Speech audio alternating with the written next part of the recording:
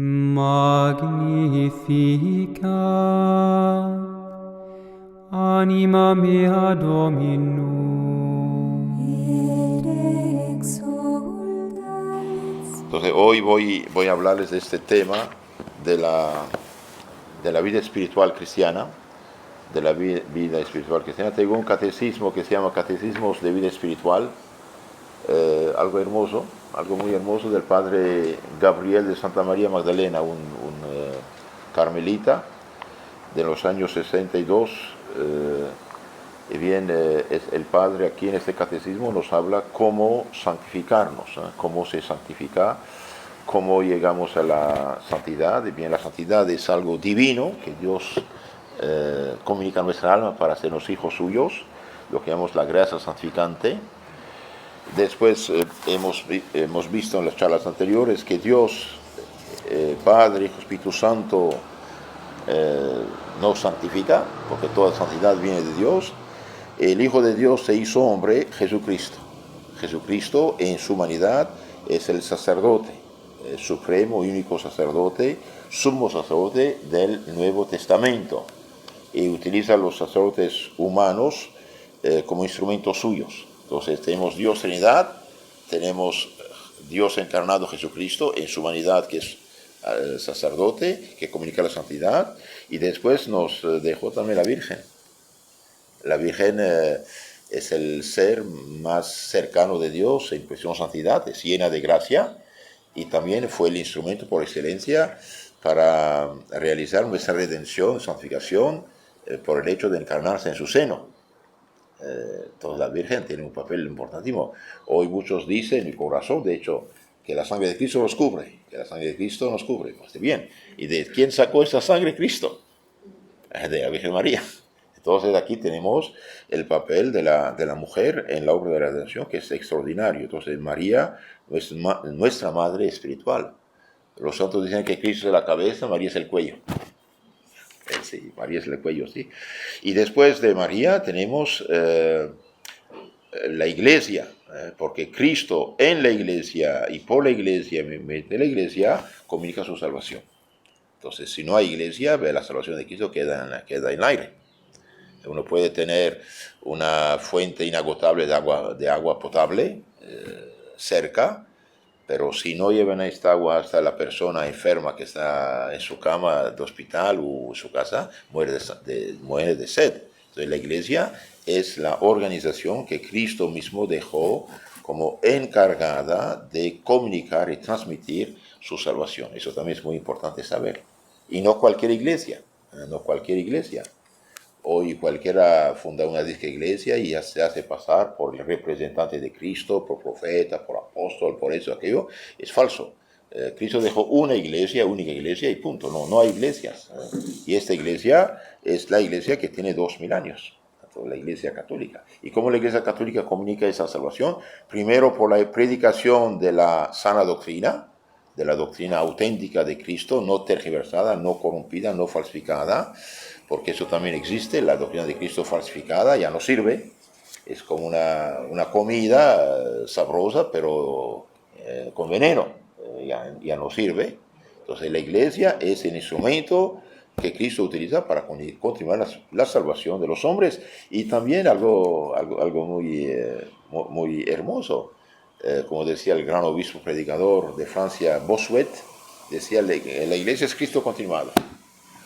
Cristo en la iglesia nos bautiza, Cristo en la iglesia nos alimenta con su cuerpo y sangre, Cristo en la iglesia nos perdona los pecados, Cristo en la iglesia nos da su Espíritu Santo, Cristo en la iglesia nos ilumina con su doctrina sana. Y como dije, no cualquier iglesia, la iglesia que Cristo dejó encargado. Y los dirigentes de la iglesia tampoco son dueños del depósito de la fe, sino son los custodios. Oh, Timoteo, guarda el depósito. Entonces, Dios Trinidad, Cristo, la Virgen, como colaboradora íntima, la iglesia con los sacramentos. También Dios utiliza otros medios con la iglesia y en la iglesia para santificarnos, para guiarnos, para hacernos avanzar. Tenemos el director espiritual, el sacerdote que guía, que aconseja, que confiesa la persona. El director espiritual también tiene un papel importante, siempre y cuando que guía en el camino según voluntad de Cristo, no otra cosa. También tenemos el examen de conciencia. Para progresar en la santidad necesitamos hacer un examen de conciencia serio. Hay examen de conciencia general de toda la vida, cuando hace una confesión general, por ejemplo. Hay el examen de conciencia anual, y hay el examen de conciencia mensual, y hay el examen de conciencia de cada día, y hay el examen de conciencia sobre el defecto dominante que uno tiene. Por ejemplo, una persona, por ejemplo, que se enoja fácilmente, pierde la paciencia, bien debe decir, Señor, desde la mañana, hoy voy a tratar de corregirme esto, y la noche se examina sobre este defecto, examen de conciencia. Después, otro medio de santificarnos es la mortificación, es decir, no hacer lo que nos gusta, mortificar nuestras tendencias, nuestros defectos. La lectura espiritual. La lectura espiritual es muy importante, claro, según la edad y el avance de cada uno. Una persona que empieza, digamos, una vida cristiana, pues, no es momento de leer San Juan de la Cruz, que sea el hombre, ¿no?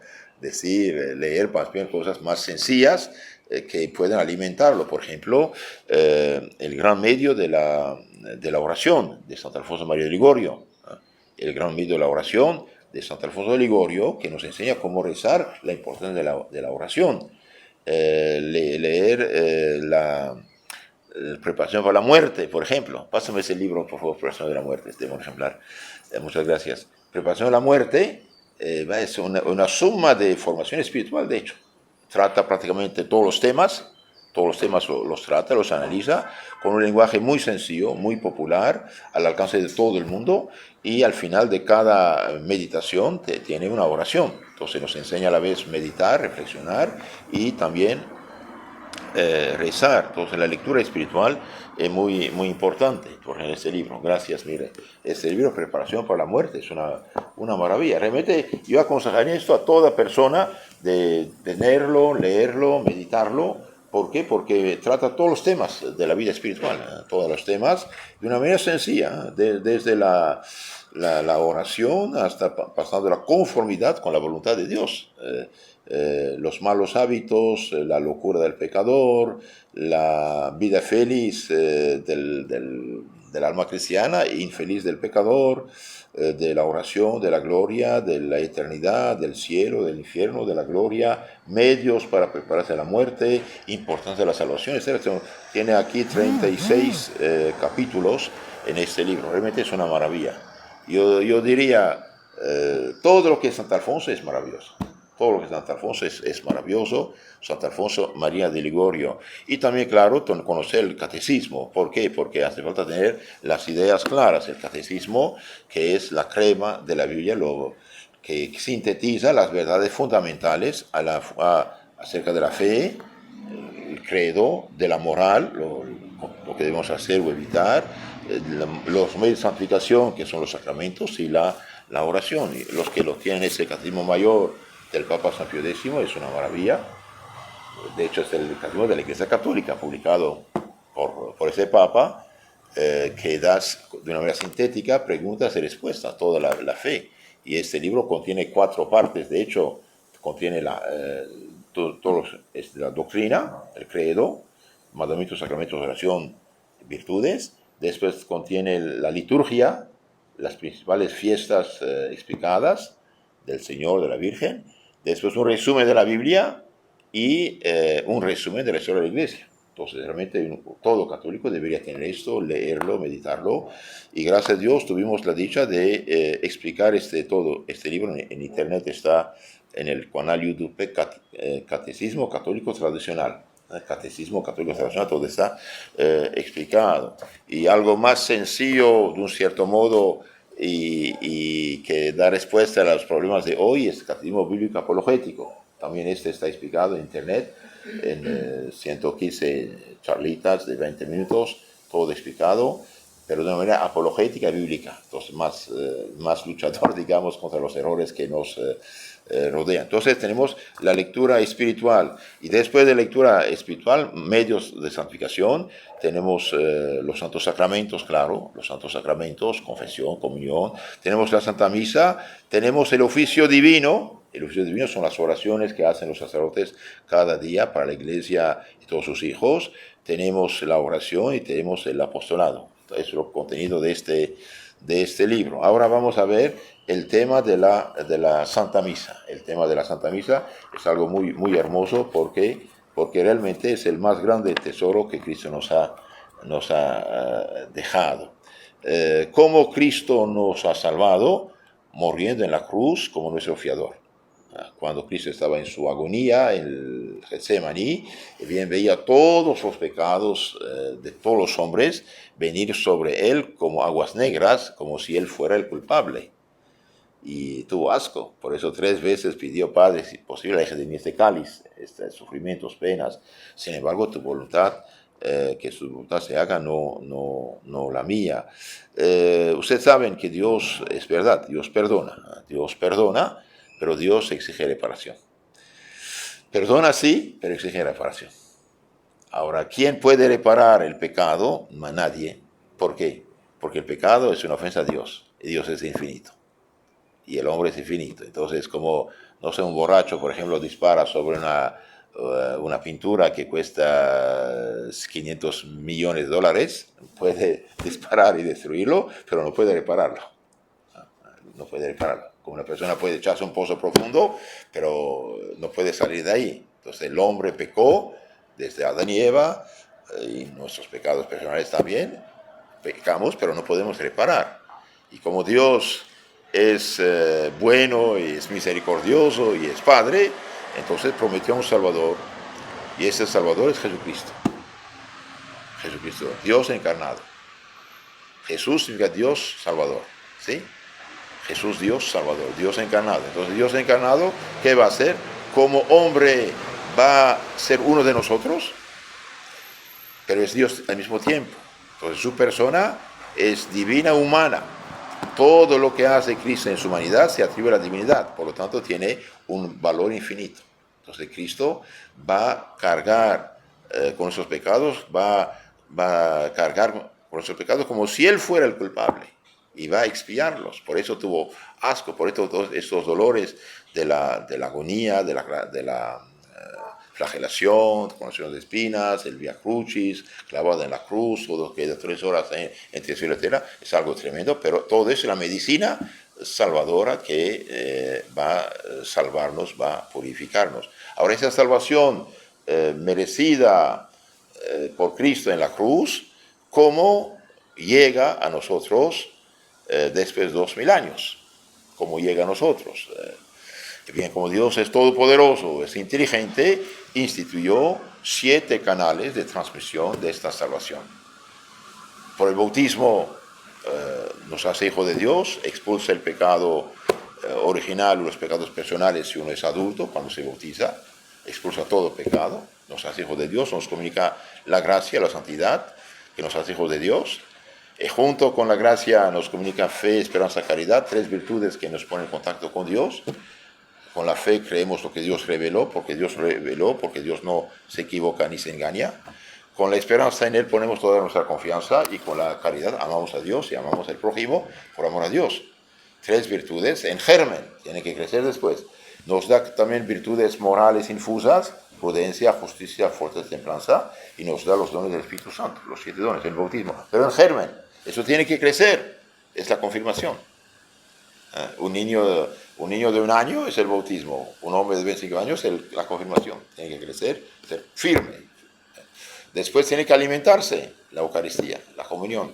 El que no come mi cuerpo, no bebe mi sangre, no tiene vida eterna. Y si está herido, si está sucio, si está muerto espiritualmente hablando, bien, tenemos la penitencia y la perdón de los pecados. Entonces, y después, antes de brincar a la eternidad, prepararnos a brincar a la eternidad, los santos óleos, la extrema unción. Estos 5 sacramentos son para todos. Y hay 2 sacramentos que son generales para toda la sociedad, es el sacerdocio y el matrimonio. El matrimonio para santificar el amor cristiano y poblar cielo y tierra de hombres, y el sacerdocio para representar a Cristo y comunicar los sacramentos de Cristo. Hay 5 sacramentos que son sacerdotales. Nadie puede comunicarlos si no es sacerdote. Dar el Espíritu Santo en la confirmación, perdón los pecados, consagrar el cuerpo sangre de Cristo, dar los santos óleos y hacer otro obispo o sacerdote. Entonces esos 5 sacramentos son sacerdotales. Si no hay sacerdote, no se dan. Imagínense por esto el gran escritor católico argentino Hugo Wast decía: el sacerdote puede hacer todo lo que hacen los demás hombres, pero nadie puede hacer lo que hace el sacerdote. Y Santo Cura de Ars con razón decía: ponga ahí 200 ángeles, no pueden perdonar tus pecados. Ponga la misma Virgen María y no puede perdonar tus pecados. Pero un simple sacerdote sí puede perdonar los pecados. ¿Por qué? Porque es Cristo que actúa mediante el sacerdote. Ahora dijimos, hay 7 sacramentos. Y bien, hay un sacramento que es el sacramento por excelencia, el Santísimo Sacramento, es la Santa Misa. Entonces, ¿para qué se bautiza? Para que reciba el cuerpo de Cristo. ¿Para qué se perdonan los pecados? Para que sea digno de recibir el cuerpo de Cristo. ¿Para qué da la confirmación? Y bien, para tener la fuerza del Espíritu Santo, luchar con el pecado y ser fuerte, cristiano, digno de Cristo. ¿Para qué se da los santos óleos? Igual para preparar el alma a recibir y gozar de Jesucristo. ¿Para qué el matrimonio? Para que haya hijos que reciban el cuerpo de Jesucristo, etc. ¿Y para qué el sacerdocio? Para que haya quien pueda consagrarlo. Entonces, el sacramento por excelencia es la Santa Misa. Ahora, ¿qué son los sacramentos? Bien, los que tienen este catecismo, tercera parte de este librito, nos habla de los sacramentos. Dice, los sacramentos son signos sensibles que comunican la gracia de Jesucristo y nos santifican, nos hacemos de Dios. Son signos, pero signos sensibles instituidos por Jesucristo. Lo que da fuerza, eficacia al sacramento es su institución por Cristo. Y Cristo usa los sacramentos como medios de comunicarnos su gracia. Hay 2 sacramentos que resucitan el alma muerta espiritualmente hablando, y hay 5 que son de los vivos. Bautismo y penitencia son sacramentos que dan la gracia, la santidad al alma que no la tenía. Y hay 5 que pueden recibir cuerpo de Cristo. ¿Por qué? Porque ya están en gracia. Entonces, bautismo y penitencia son sacramentos que llamamos de los muertos, pero muertos espiritualmente hablando. No hablo del muerto sepultado, ¿no? Espiritualmente hablando, recibe el bautismo, nos hace hijos de Dios. Y si hemos perdido la gracia, la santidad por el pecado mortal, Dios sabía que íbamos a pecar, entonces dejó la penitencia como sacramento de resurrección espiritual, perdón los pecados. Por desgracia, los protestantes no tienen esto. Por esto Lutero es la desgracia por excelencia de 2000 años de historia cristiana, que falsificó el Evangelio y eliminó 6 de los 7 sacramentos. El único sacramento que quedaba válido en tiempo de Lutero y de sus compañeros rebeldes fue el bautismo, porque todavía hacían el rito católico. Las nuevas sectas ni eso tienen, porque ya no creen el bautismo como algo necesario. Lo hacen, pero no es necesario para ellos, es la fe que cuenta, nada más, es mentira. Bueno, entonces, bautismo y penitencia, sacramentos de los muertos, porque han sido instituidos para sacar nuestra alma de la muerte del pecado. Y los demás 5 sacramentos son de los vivos, es decir, que la persona está en estado de gracia, está con Dios, entonces puede recibir la divina Eucaristía. Ahora vamos a hablar de la Eucaristía. Antes de empezar a fondo el tema, quiero clarificar los conceptos, porque hay mucha confusión actualmente, ¿sí? Viene un catecismo de primera comunión para niños, y dice, ¿qué es la Eucaristía? La Eucaristía, ¿qué es? Es un sacramento, signo sagrado, instituido por Jesucristo, que contiene real y verdaderamente cuerpo, sangre, alma y divinidad de Jesucristo bajo la especie del pan y del vino. Entonces, antes de la misa hay pan y vino. En la misa, Cristo mismo, mediante el sacerdote, cambia el pan y el vino en su cuerpo, sangre, alma y divinidad. Queda la apariencia nada más, la apariencia del pan y del vino, pero ya no es pan y vino. No es pan y vino, realmente es Dios presente. Por eso cuando uno pregunta a los niños qué es la hostia consagrada, es Dios. Es verdad, es Dios encarnado, es Dios encarnado. ¿Y por qué Dios encarnado dejó así los sacramentos? Como dije, somos seres sensibles, por lo tanto necesitamos ver, tocar, oír. Entonces la Eucaristía es un sacramento instituido por Jesucristo, eso es importante. ¿Y cuándo lo instituyó? El Jueves Santo, cuando comió el Cordero Pascual con los apóstoles, bien, instituyó el sacramento injertándolo en ritual antiguo del Antiguo Testamento. Todos esos corderos que sacrificaban desde Abel el justo, pasando por Abraham, Isaac, Jacob, Moisés y todos los santos y profetas, bien, simbolizaban a Cristo. Entonces Jesús comió este cordero con los apóstoles el Jueves Santo, y un momento dijo, hasta aquí la figura. Ahora pasamos a lo que representaba. Este es mi cuerpo, es el cáliz de mi sangre, derramada por ustedes, por muchos. Hagan esto en memoria mía. Y al decir hagan esto en memoria, daba a los apóstoles el poder sacerdotal de consagrar su cuerpo y su sangre. Entonces, ¿qué es la hostia antes de la consagración? Y es un poco pan de trigo. No puede ser otra cosa. Si otra cosa no habrá sabor. Tiene que ser pan de trigo, necesariamente. ¿Y qué hay en el cáliz antes de la consagración? Un poco de vino, de uva. Hace poco escuché a un padre, decía que hubo un sacerdote de estos liberales perdidos, dice, nosotros tenemos como cultura tequila y tortilla. Entonces consagró con tequila y tortilla. Y bien, hizo un sacrilegio, no hay nada. Se burla del mundo, es un ignorante de primera. La materia del sacramento, bien nadie puede cambiarla. Si Cristo tomó pan de trigo, vino de uva, tiene que ser esto, si no, no hay nada.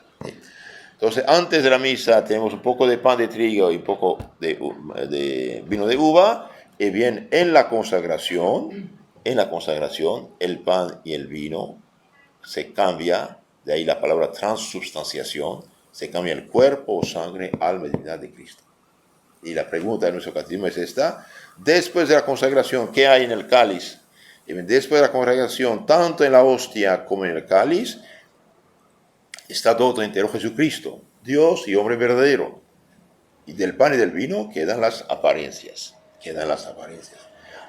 Ahora, este pan y este vino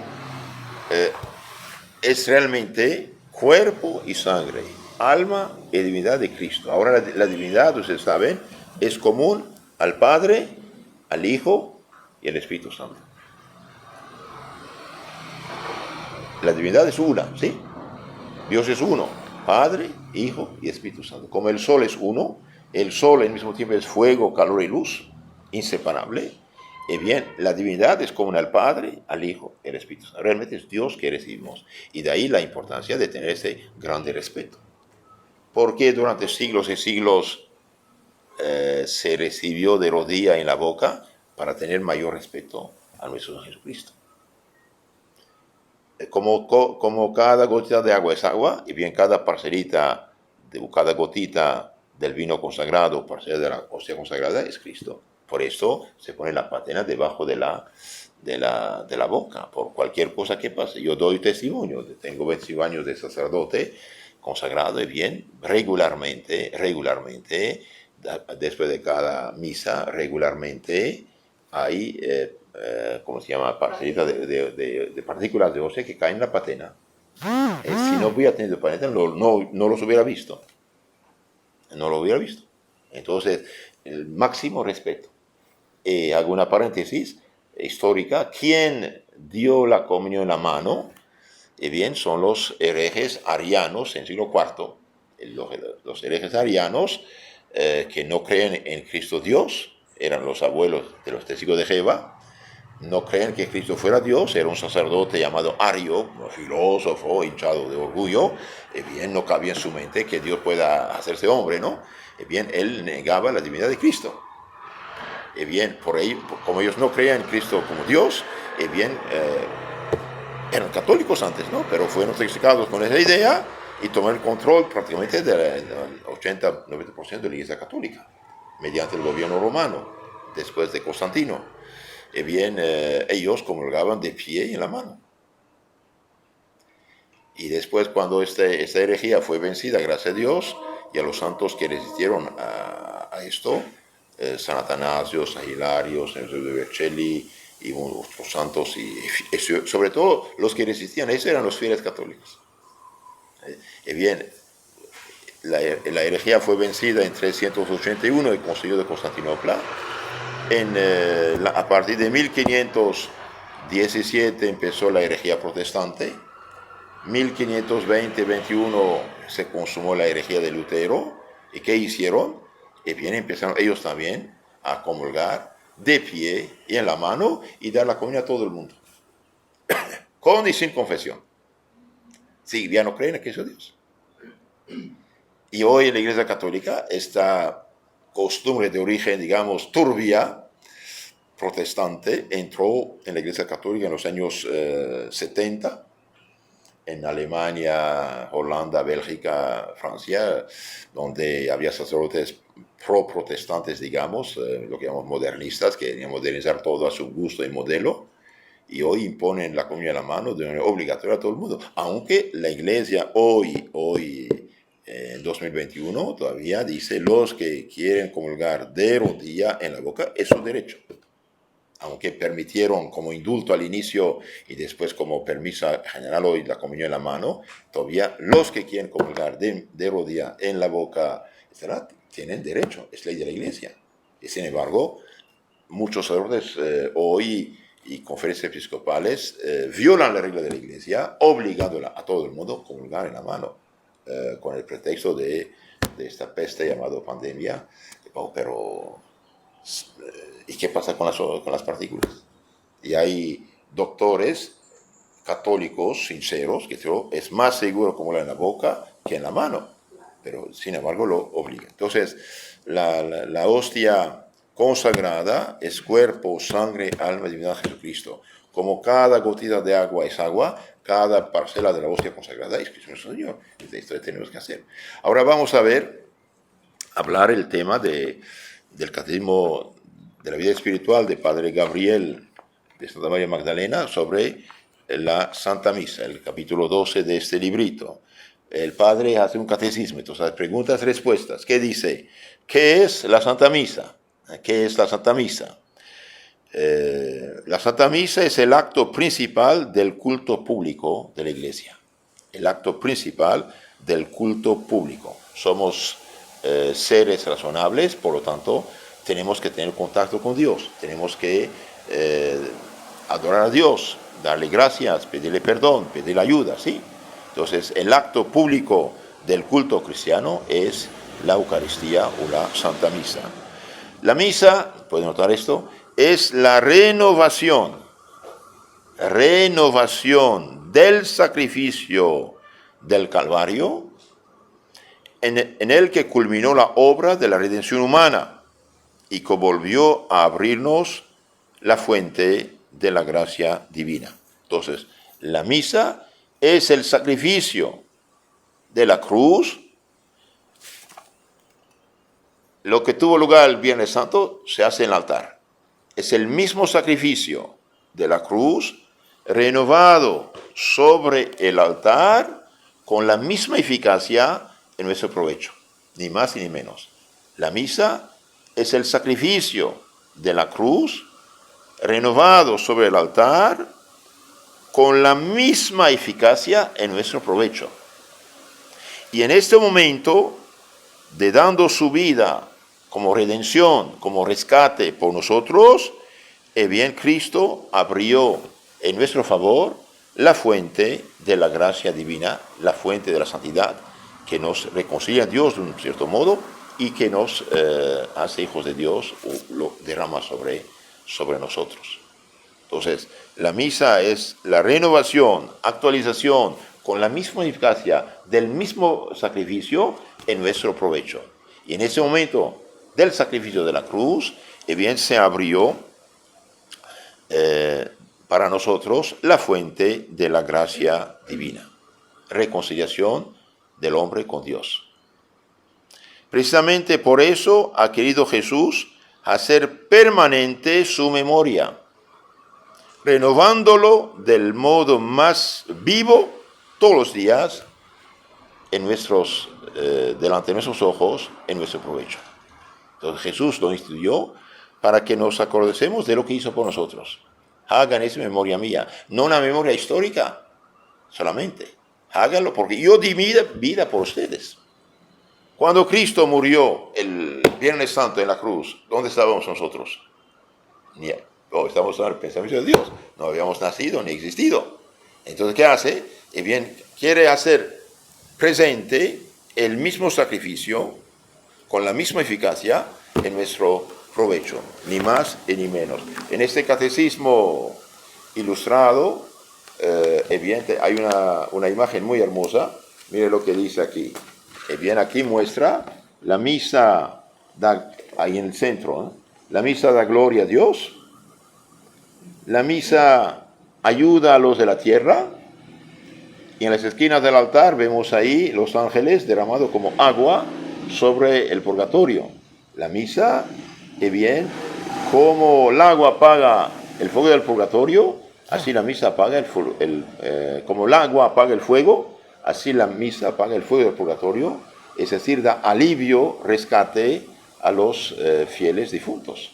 Entonces, el mismo sacrificio en nuestro provecho realizado sobre el altar. Ahora, para que haya misa, hace falta tener sacerdote. Si no hay sacerdote, no hay misa. Ese es el problema. Y la culpa de Lutero es que Lutero eliminó el sacerdocio. Los pastores protestantes pueden tener muchas virtudes humanas, y bien, no son sacerdotes, no tienen misa, no consagran, no pueden consagrar. Y cuando un pastor, por ejemplo, pone, no sé, un poco de pan y vino ahí sobre la mesa, dice el cuerpo de Cristo, y bien, no hay nada. ¿Por qué? Porque no hay sacerdote. Los protestantes perdieron el sacerdocio. Para que haya sacerdote hace falta un obispo que lo consagre. El Lutero, por simple sacerdote, en su rebeldía, en su orgullo, instituyó un rito de su cosecha. Entonces, aunque unos pastores ahí pongan manos sobre la cabeza de la son laicos, no se dicen pastor, pero no son sacerdotes. No hay nada. No hay nada. Entonces, la misa es el sacrificio del Calvario, es el mismo sacrificio, misma víctima que es Cristo, y mismo sacerdote que es Cristo. Quien consagra durante la misa es Cristo mediante el sacerdote. ¿Quién se ofrece? Cristo se ofrece por nosotros, bajo esta forma. Entonces la misa es la renovación del sacrificio del Calvario, en el que culminó la obra de la redención humana y que volvió a abrirnos, por eso, la fuente de la gracia. Ni más ni menos, la fuente de la gracia, de la misericordia, de la salvación, de la santidad. Precisamente por eso ha querido Jesús hacer permanente esta memoria y este sacrificio. Pero no una memoria histórica como se visten unos muchachos de vestido de hace siglos atrás y representan a Hernán Cortés, por ejemplo. No.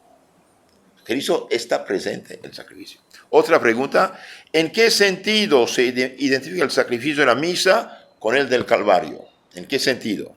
El sacrificio de la misa se identifica con el sacrificio del Calvario porque en uno y en otro hay un mismo oferente, Jesús. Jesús en la cruz se ofreció como sacerdote y en la misa él mismo se ofrece mediante el sacerdote visible, utilizándolo como instrumento. Entonces ahí es el mismo oferente, Jesús, que en el Calvario se ofreció a sí mismo.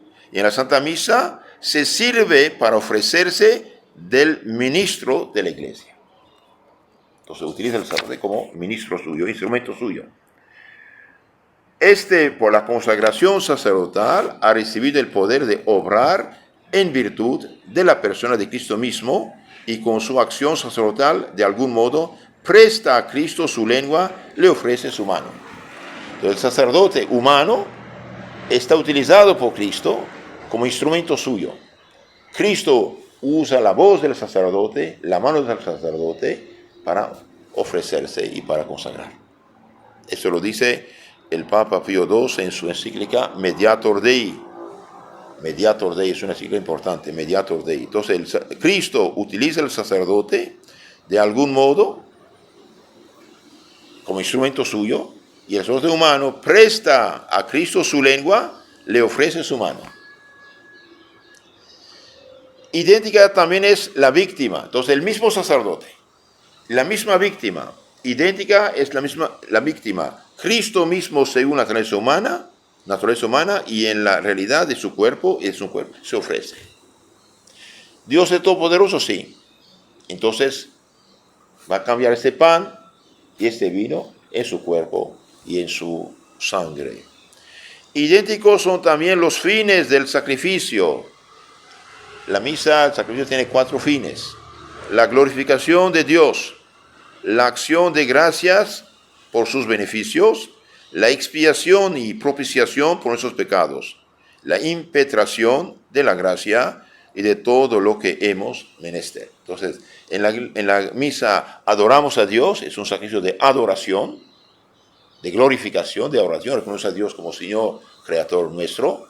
Por eso, en primer lugar, la misa se ofrece a Dios, se ofrece a Dios. Entonces, adoración es sacrificio de acción de gracias, le agradecemos por todo lo que hizo por nosotros.